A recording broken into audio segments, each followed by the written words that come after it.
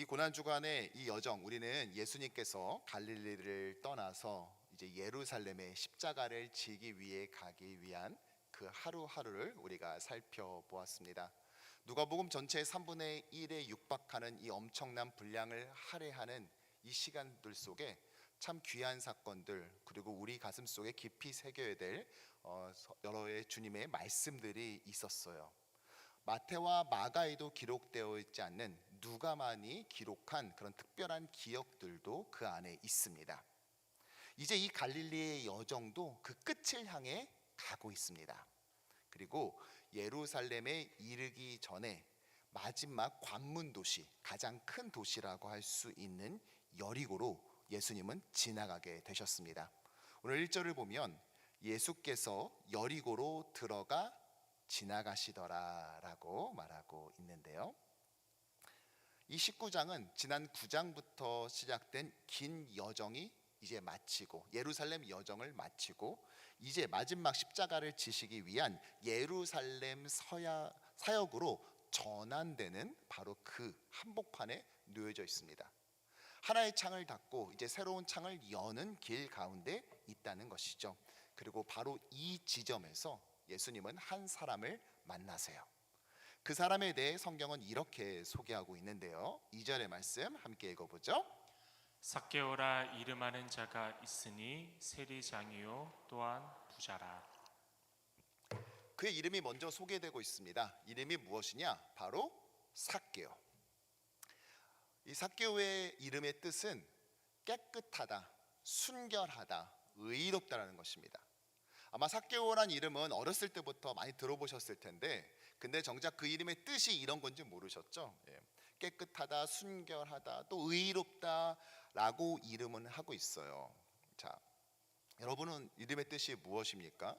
특별히 한국 이름 같은 경우는 이제 한자어로 지으니까 그 이름의 뜻들이 있잖아요, 그렇죠? 저는 김광선이에요. 이제 광은 이제 빛광자, 그리고 선은 착할 선자. 여러분 보시기에 저는 이름값을 하고 사는 것 같습니까? 여러분은 어떠세요? 한 가지 분명한 것은 이 삭개오는 그 이름과는 정반대의 삶을 살아왔다는 것입니다. 전혀 깨끗하지 않고 순결해 보이지 않으며 누구도 의롭다고 생각해 주지 않는 그러한 삶을 살았어요. 왜냐? 그 다음에 그에게 소개되고 있는 그의 직업이 있는데, 이 직업의 특성이 그렇습니다. 그는 세리장이에요. 당시 세리는 민족의 흡혈귀라고 불렸습니다. 당시 로마 제국의 식민 지배 가운데 있었죠. 그런데 그 넓은 제국을 직접 관리하기가 쉽지가 않아요. 그래서 어떠한 방식으로 세금을 걷었냐? 그곳에 세리를 세운 다음에, 세무공무원을 세운 다음에 일정량의 정해진 세금을 책정해줘요. 그러면 그 세금만 올려주면은, 정부로 납부를 하면은 그 다음에 뭐 어떤 식으로 하든지는 터치를 하지 않는 것이죠. 따라서 당시 세리들은 백성들에게 과도한 세금을 징수해서 그 중에 일부를 로마 정부에게 올려주고 나머지는 자신이 착복하는 형태를 가졌습니다.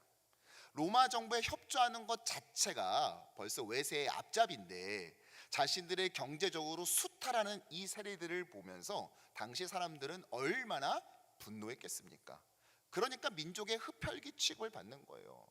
민족의 같은 동족의 피를 쪽쪽 빨아먹는, 그래서 거지조차도 세리가 준 돈은 거부할 정도로 그의 뒤통수에 대고 내가 빌어먹고 살지만 내가 너놈 돈은 받지 않는다 라면서 집어 던졌던 것, 그것이 세리입니다.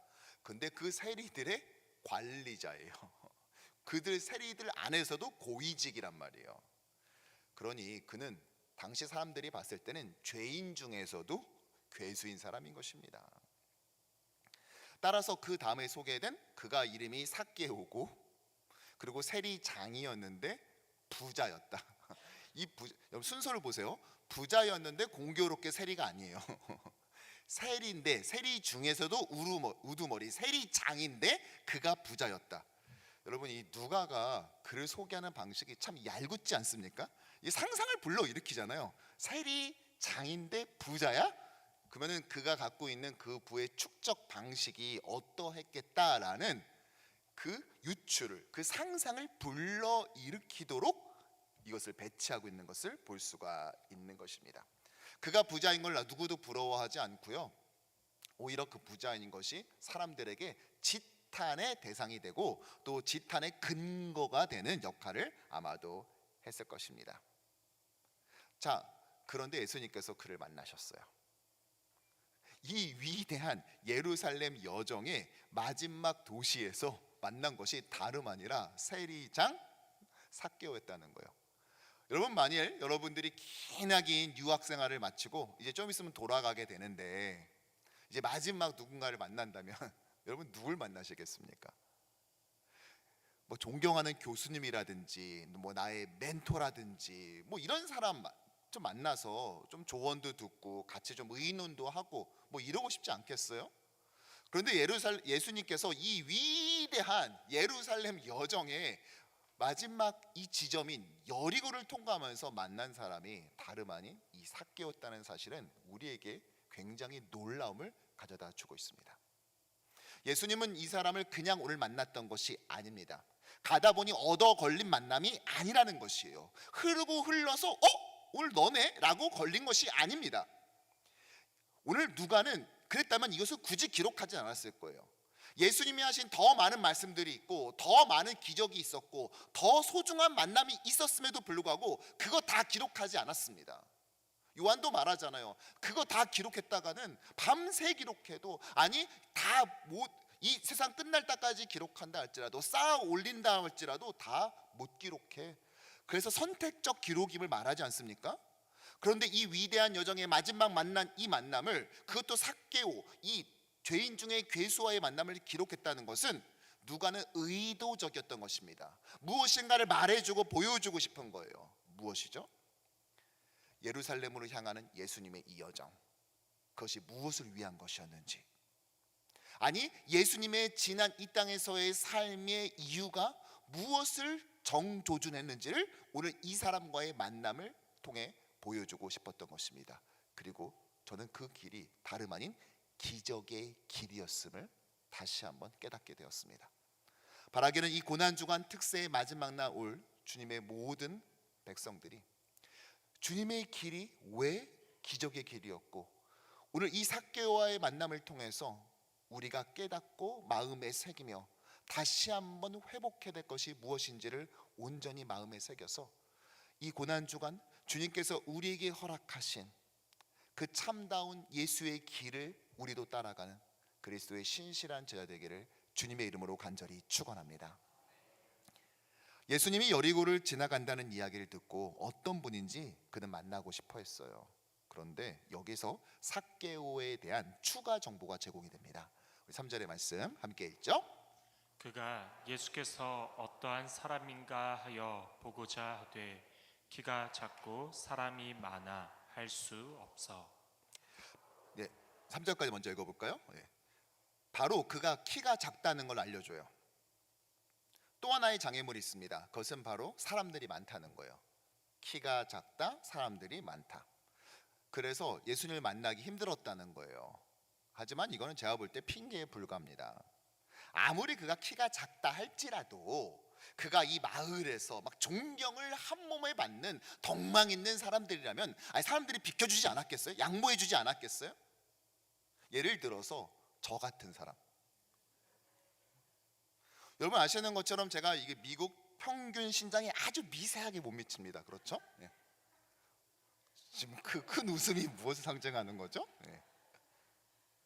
그럼 비켜주지 않겠어요? 제가 가면 이렇게 목사님 일로 오시죠. 비켜주지 않겠냐고.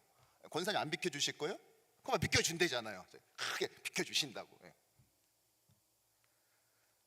그러니까 비켜주신다잖아요. 예, 삭개오는 그 작은 키는 아무런 제약이 되지 않아요. 그런데도 사람들이 절대 안 비켜줄 거라는 것을 그도 아는 것입니다. 키라도 크면 안 비켜줘도 이렇게 보면 되는데 자기가 키가 작은데 사람들이 많아. 안 비켜주겠구만, 못 보겠구만. 이게 자기도 아는 것입니다. 세리잖아요, 세리. 맨날 숫자 보고 사는 사람. 그러니까 이 정도의 계산은 금방 나온다는 것이죠. 오히려 이런 일이 벌어지겠죠. 야, 삭개오다, 삭개오. 뒤꿈치 올려 쫙 해서 다들 못 보게. 쌤통이다. 그냥 평소에 우리를 착취하고 하더니 그냥 한번 당해봐라. 이거를 예상했던 겁니다.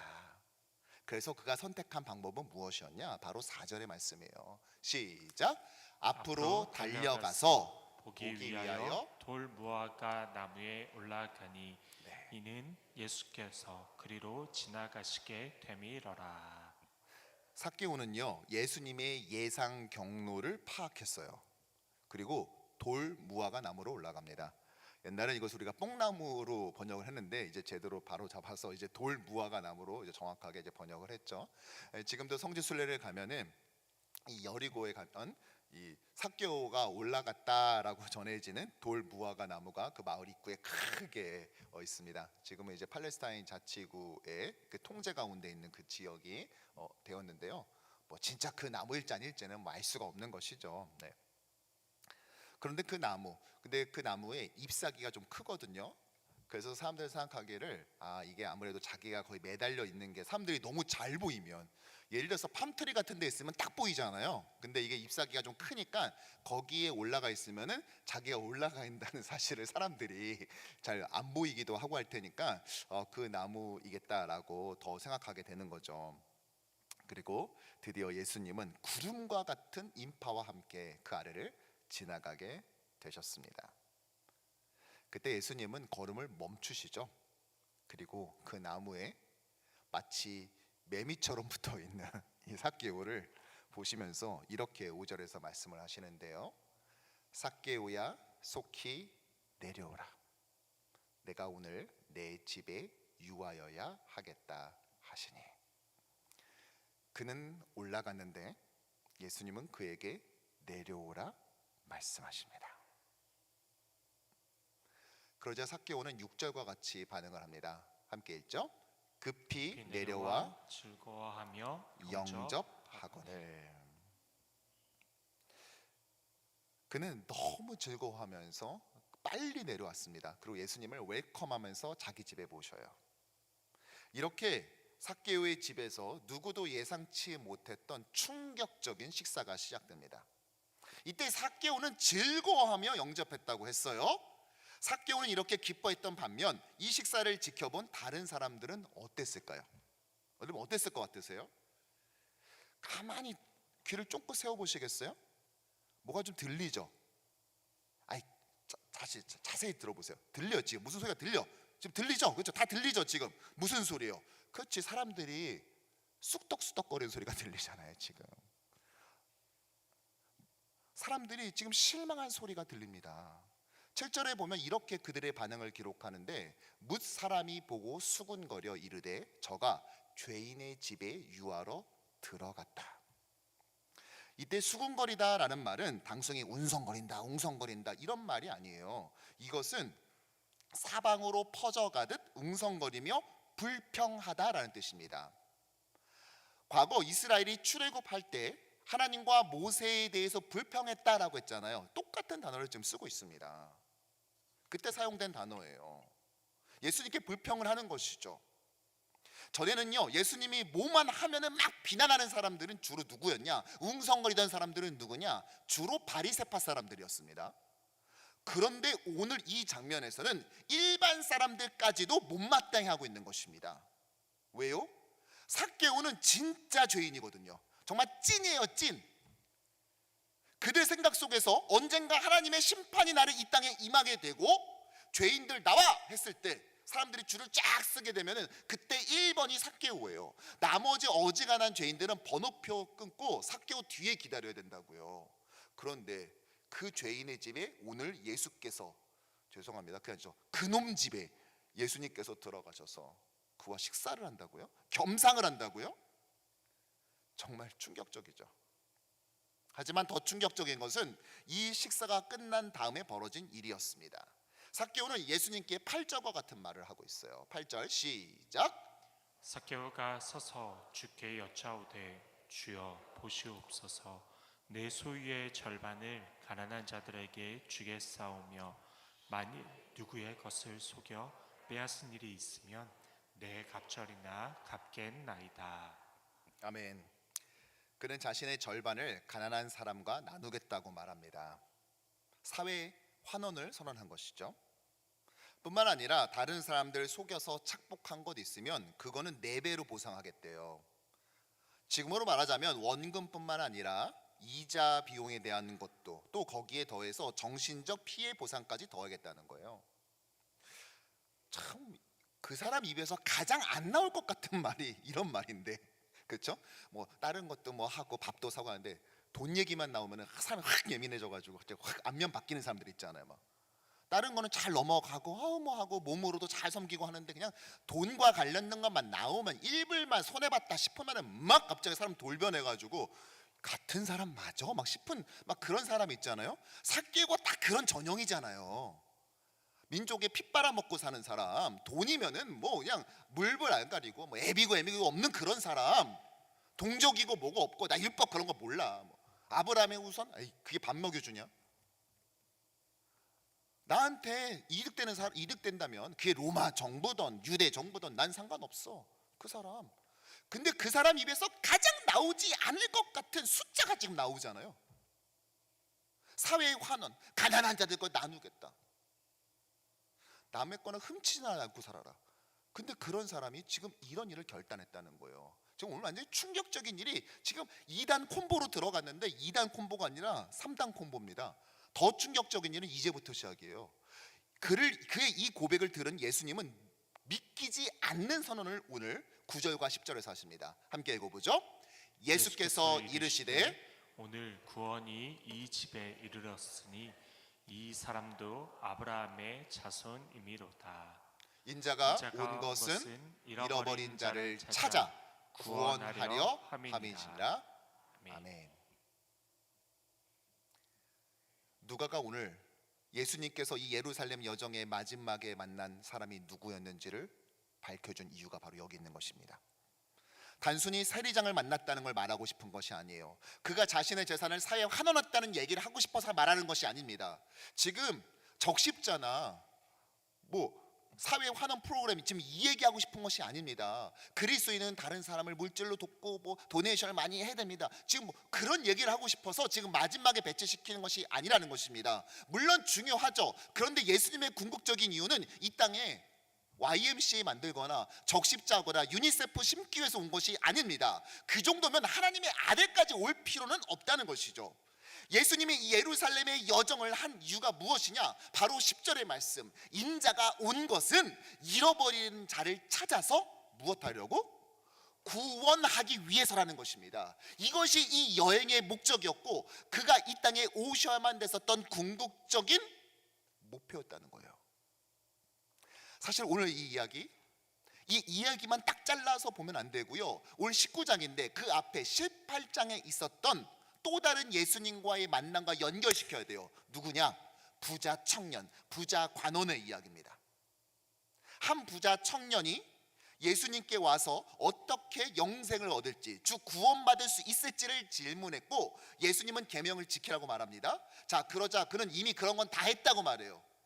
예수님 뭐라고 말씀하시죠? 딱 한 가지 부족한데 너의 있는 그 재산을 팔아 가난한 자들에게 주고 너는 나를 따르라 하셨어요. 자, 그러자 그가 어떻게 합니까? 18장 23절에 말하기를 그 사람이 큰 부자이므로 이 말씀을 듣고 심히 근심했다라고 말합니다. 누가는 의도적으로 오늘 이 18장의 부자 청년과 19장의 삭개오를 연결하고 있습니다. 이들의 공통점이 있습니다. 먼저 둘 다 부자예요. 그리고 둘 다 관리였습니다. 둘 다 예수님을 찾아서 만났어요. 대화를 하죠. 이게 공통점입니다. 하지만 차이점도 있습니다. 무엇입니까? 부자 청년은 최소한 표면적으로는 율법을 지켜왔었던 반면 삭개오는 그 이름과 달리 의롭다 순결하다는 이름과 너무나 다르게 율법의 반대편에 서 있는 죄인 덩어리로 여겨졌던 자예요. 그러나 예수를 만난 뒤 삭개오는 기뻐했던 반면 부자 청년은 근심하며 돌아갑니다. 왜요? 삭개오는 예수님께 오늘 이 집에 예수님이 그가 올라갔던 그를 내려오게 하면서 뭐라고 말해요? 오늘 내가 너희 집에 유하여야 되겠다 하신 말씀이 그와 만나고 난 다음에 오늘 이 집에 구원이 임했다라는 말씀을 들었지만 부자 청년은 아무런 약속도 받지 못한 채 돌아갔기 때문이죠. 한 가지 흥미로운 건 이 돌아가는 부자 관원, 부자 청년을 보면서 예수님이 뭐라고 말씀하셨는지 아세요? 18장 25절 시작. 낙타가 바늘기로 들어가는 것이 부자가 하나님의 나라에 들어가는 것보다 쉬우니라. 부자가 하나님 나라 들어가는 거, 구원 얻는 거, 영생을 얻는 것은 마치 무엇보다 낙타가 바늘길을 통과하는 것보다 힘들다는 거예요. 여러분은 낙타보다 큽니까? 작습니까? 훨씬 작죠. 낙타에 비하면 훨씬 작죠. 예. 그런데 여러분 바늘길 통과할 수 있어요? 예? 바늘길 통과하실 수 있는 분 있냐고요? 바늘길은커녕 전에 맞았던 바지도 안 들어가고 있구만. 무슨 바늘길을 통과합니까? 예. 저의 신앙의 고백이었어요 지금. 예. 근데 나보다 훨씬 큰 낙타가 어떻게 바늘길을 통과해요? 그런데 이 말도 안 되는 힘든 일이 가능하게 됐다는 거예요. 기적이 벌어졌다는 것이죠. 벌어질 수 없는 일이 벌어진 것입니다. 더군다나 그 마을에 공인된 죄인 삭개오가 어떻게 영생을 얻을 수 있으며 하나님 나라를 들어갈 수 있겠습니까? 말도 안 되는 기적이 오늘 벌어진 거예요. 아니 어떻게 그런 사람이 식사 한 번 했다고 이렇게 바뀌게 돼요? 지금은 끝났지만 전에만 해도 투자의 귀재 워렌 버핏과 식사 자리를 경배에 붙였죠. 그래서 그걸 기부했잖아요. 그 돈이 한 끼 식사가 상상도 할 수 없는 돈에 그 돈을 주고, 물론 기부하지만 그걸 보고 워렌 버핏과의 그 대화를 하잖아요. 그 이유가 뭐예요? 그와 만나고 나면 어떠한 위즈덤을, 어떤 지혜를 얻을 수 있겠지라는 기대 아니에요? 근데 그렇다 그와 만난 모든 사람들이 사실 그 돈 내면 이미 부자이긴 하지만 막 엄청나게 막 뭔가 변화가 일어났다는 그런 후속 기사는 우리 못 보잖아요. 사실은요. 뭐 이미 성공한 사람들이기도 했지만 그런 거 못 보잖아요. 그런데 삭개오는 예수님과의 식사 한 끼를 하고 난 다음에 그의 삶에 벌어질 수 없는 것, 단순히 재산 기부 정도가 아니라 하나님 나라를 허락받았다는 것입니다. 죄인이, 아니 부자는 더군다나 여기에 훨씬 더 힘든데 낙타가 바늘길을 통과하는 말도 안 되는 기적이 진짜 벌어졌다는 사실이에요. 그런데 어떻게 이런 일이 벌어지죠? 어떻게 이게 가능하죠? 그 이유에 대해서 18장 27절에 예수님께서 이렇게 말씀하세요. 시작. 이르시되 무릇 사람이 할 수 없는 것을 하나님은 하실 수 있느니라. 아멘. 즉 이러한 기적이 일어난 것은 삭개오가 원래 알고 보면 착한 사람이었기 때문이 아니라 사람은 할 수 없는데 하나님이 할 수 있기 때문인 줄로 믿습니다. 즉 구원은, 하나님 나라는 인간의 노력이 아니라 하나님의 능력으로 인해서만 가능하다는 것이죠. 사실 인생에서의 가장 큰 기적은 무엇입니까? 나 같은 사람이 예수 믿어 하나님 나라에 들어간다는 사실 아닙니까? 여러분들 이거 기적 아니에요? 몇 년 전만 해도 여러분들 이 새벽에 이렇게 와가지고 여기에 앉아 있을 수 있는 분이 있으셨어요? 물론 그랬던 분들이 계시겠지만 지금 제 눈에 이렇게 보더라도 지금 얼마 전 제가 세례 준 분도 있어요. 우리 교회가 생애 첫 교인 분들도 지금 이 안에 있어요. 이번에 세례 받는 사람, 우리 중고등부 아이들 명단을 봤는데요, 그 아이들 중에 혹시 부모가 우리 교회 다니면은 부모 이름도 함께 써주세요 했더니 부모가 우리 교회 다니지 않는 아이들이 더 많은 거예요. 부모도 다니지 않는 교회를 자기 발로 찾아와서 지금 계속해서 올 뿐만이 아니라 지금 새벽에 앉아가지고 어른들과 함께 지금 예배를 듣고 있다니까요. 한국어로 하는 이 예배를 지금 같이 통역기 끼면서 이 새벽에 10대 아이들이 와 있다는 것, 여러분 이게 정말 가능하다고 생각해요? 아마 부자 청년이 이 낙타가 바늘길 통과하는 것이 힘든 것만큼 미국 10대 아이들이, 더군다나 부모가 교회 다니는 것도 아닌데 이 새벽에 와서 이 자리에 앉아서 이 말씀 듣고 있는 것이 아마 그만큼 힘들지 않겠습니까? 그런데도 불구하고 하나님은 이 기적을 우리에게 허락하셨어요. 어떻게 그게 가능했죠? 바로 사람은 할 수 없으나 하나님은 하시기 때문인 줄로 믿습니다. 사랑하는 성도 여러분, 정말로 많은 사람들이 부자 청년과 같습니다. 예수를 만나고도 너는 나를 따르라, 제자의 초청을 받고 나서도 정작 재물 때문에, 관계 때문에, 성공에 대한 나의 집착 때문에 내려놓지 못해 하나님 나라에 들어오지 못하는 것입니다. 그는 자신의 재산을 나눴지만 이것은 원인이 아니라 결과였을 뿐이에요. 인간은 결코 물욕을 내려놓을 수가 없습니다. 여러분 잘 아시죠? 엄청난 사치를 하기 위해서가 아니라 나의 안정적인 삶을 위해서 인간은 절대 물질을 내려놓을 수 없어요. 그래서 인간은 끝까지 물질과 함께 가라앉을 수밖에 없는 것이 운명인 것입니다. 누구는 좀 더 크게 욕심을 부리고 누구는 좀 덜할 뿐인 것이죠. 그래서 낙타의 성공 확률보다 더 떨어지는 것이 우리의 삶이에요. 그런데 우리의 삶 가운데 누가 찾아오셨어요? 누구입니까? 인간의 몸을 입고 오신 하나님. 인간은 못하지만 하나님께서는 하실 수 있기 때문에. 사랑하는 성도 여러분, 그러므로 우리의 가장 큰 기적은 다른 것이 아니라 바로 이 기적인 줄로 믿습니다. 나 같은 사람이 예수 믿어 하나님 나라에 간다는 것. 이것을 가장 잘 녹여낸 찬양이 바로 이 찬양이 아닐까 싶어요. 나 같은 죄인 살리신. 이 시간 이 고백으로 함께 들어볼까요? 나 같은 죄인 살리신 주의 내 구마와 잃었던 생명 찾았고 잃었던 생명 찾아 광명을 얻었네. 광명을 얻었네. 큰 죄악에서 건지신 큰 죄악에서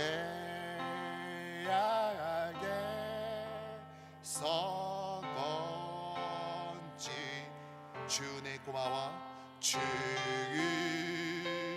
내 구마와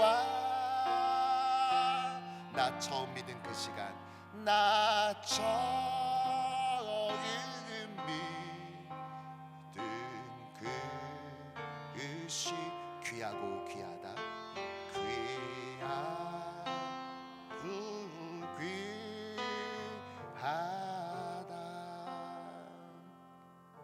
말씀을 정리하죠. 사랑하는 성도 여러분, 우리는 낙타가 바늘 길 통과하는 것보다 힘든, 우리 스스로 결코 구원을 얻을 수 없는 자였습니다. 그러나 누가복음 19장의 이 삭개오처럼 자격 없고 그저 멀리서 훔쳐봐야만 됐었던 우리가 주님을 만났고 주님과 교제하게 되었고 주님께 내 이야기를 할 수 있게 되었고 그리고 천국을 허락받게 되었습니다. 사람으로 불가능한 일을 하나님께서는 우리에게 허락하셨습니다. 인간이 할 수 없기에 하나님이 인간의 몸을 입고 이 땅에 오셨습니다. 지난 일주일간의 특세를 통하여 예루살렘 여정을 우린 살펴보았습니다. 이 여정의 목적이 무엇이었습니까? 잃어버린 자를 찾아 구원하는 것. 그것이 바로 이 땅에 오신 하나님, 인간의 몸을 입고 이 땅에 오신 하나님의 목적이었음을 우리 살펴보았습니다. 바라기는 지난 한 주간 동안 살펴본 예수님의 여정 하나하나를 통해 이 길을 함께 걸어간, 십자가의 길을 함께 걸어갈 그리스도의 제자로서 우리의 삶의 정체성을 다시 회복하기를 주님의 이름으로 축원합니다. 무엇보다 가장 큰 기적은 다른 것이 아니라 내가 이 시간 이 자리에 앉아서 그리스도의 고난에 동참하겠다, 나의 십자가를 지고 나의 스승을 따르겠다라는 이 말도 안 되는, 전에 갖다 쓰면 상상도 할 수 없는, 나같이 이기적이고 나밖에 모르는 사람, 나와 내 가족만을 볼 수밖에 없었던 그 좁은 시야를 가지고 살았던 내가 이 자리에 이렇게 기도할 수 있게 된 것, 이것이 가장 큰 기적입니다. 이것을 고백하며 나아가는 우리 모두가 되기를 주님의 이름으로 간절히 축원합니다. 이 시간 우리 함께 이번 특세의 주제 찬양 가운데 나아가도록 하죠. 주가 보이신 생명의 길, 주가 보이신 생명의 나 주님과 함께, 주님과 함께 상한 마음을 드리며 주님 앞에 나의 의로움이 되신 주, 나의